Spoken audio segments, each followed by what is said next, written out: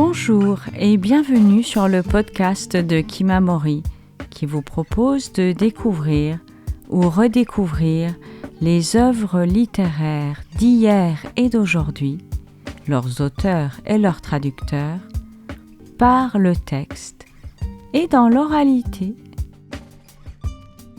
Cette semaine, nous plongeons dans les romans de la dernière rentrée littéraire. Après un extrait de « Le ciel est immense » de Farhat Alani, nous vous proposons aujourd'hui d'écouter un extrait de « La joie ennemie » de Kawther Adimi, paru dans la collection « Une nuit au musée ».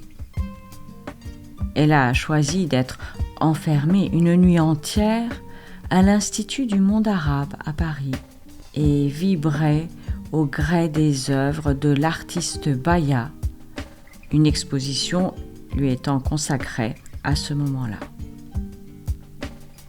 La joie ennemie entrelace l'histoire de l'autrice avec le parcours de Baya et nous permet de saisir un pays, l'Algérie, et ses fameuses années noires dans les années 90.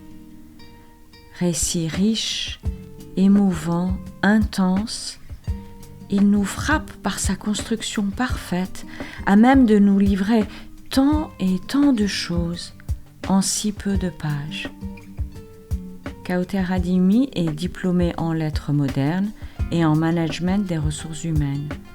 Ses nouvelles et ses romans, publiés depuis 2006, ont remporté bien des prix et enchanté les lecteurs.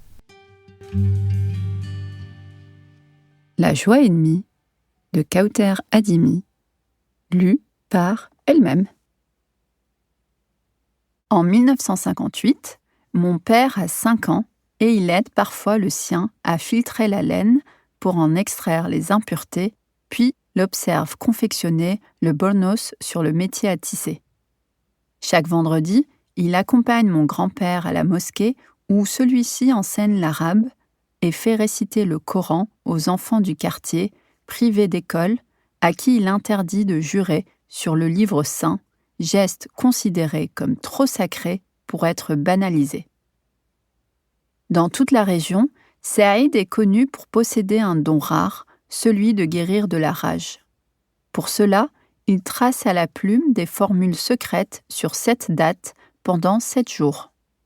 On vient de loin le supplier d'intervenir, de sauver un proche, mais il ne s'exécute qu'à contre-cœur. Ce don l'encombre et l'inquiète. Il ne l'a jamais désiré et il espère ne l'avoir transmis à aucun de ses enfants. L'un des frères de Saïd, l'oncle de mon père, a lui hérité d'un autre type de pouvoir. Il est d'une beauté stupéfiante, personne ne peut soutenir son regard. Ses yeux bleus traversent, bouleversent, désarment. Il vous fixe jusqu'à vous faire perdre vos mots, vos certitudes, votre équilibre. Si l'oncle se déplace avec difficulté parce qu'il souffre d'un mal inconnu, nombreux sont ceux qui jurent l'avoir vu léviter et converser avec les esprits. Surnommé le saint, il passe ses journées sous un figuier, immobile, absorbé dans sa contemplation. Une chose est certaine, il ne peut vivre seul, il habite donc chez mon grand-père. Une partie des hommes de la famille a rejoint l'armée de libération nationale. Les autres tiennent une petite épicerie depuis laquelle ils transmettent des renseignements. Mon père, encore enfant, sait qu'il ne doit jamais parler des armes qui transitent discrètement par le magasin, ni des hommes qui arrivent en pleine nuit dans leur maison pour dormir quelques heures ou être soignés par mes grands-parents avant de repartir. Quand il entend le grondement des avions français, mon père quitte la maison sans attendre, s'éloigne le plus vite possible avant que les bombes ne déchirent le ciel.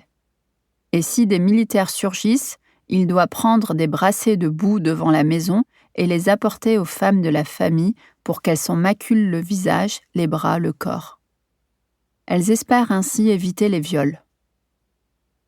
Un matin, l'armée française envahit la maison. Mon père et sa famille sont rassemblés devant, sous la menace des fusils. Ma grand-mère serre sa dernière nez contre elle. les soldats explorent les pièces, saccageant tout sur leur passage. Ils cherchent 2 cousins de mon père, accusés d'avoir rejoint le maquis. Un halki accompagne les troupes. Il traduit leurs ordres et leurs questions du français vers l'arabe. Un militaire s'approche de mon père, s'agenouille à son niveau et lui demande s'il sait où se trouvent ses cousins. Mon père secoue la tête. Le soldat retourne à l'intérieur et revient avec un petit livre à la couverture rose foncé et à la tranche vert sapin. Il le montre au halki et demande ce que c'est. « Un Coran », répond le halki. Le militaire esquisse un sourire satisfait. Il fait signe à mon grand-père d'approcher et lui ordonne de jurer sur le livre qu'il n'a pas vu les hommes recherchés. Le halki traduit. Mon grand-père s'avance lentement.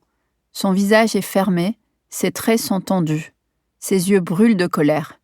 Il tonne. « Tu ne crains donc pas Dieu ?» Le halki baisse les yeux, saisi par le regard flamboyant de mon grand-père. Troublé, il hésite. Ses lèvres remuent comme s'il cherchait ses mots. Il finit par murmurer quelque chose au militaire. Puis, d'un geste lent, il rend le Coran à mon grand-père. Les soldats repartent, laissant derrière eux une maison dévastée. Ce Coran repose aujourd'hui dans ma bibliothèque. À travers les années, les villes, les départs et les retours, il est l'un des rares objets que j'ai conservés.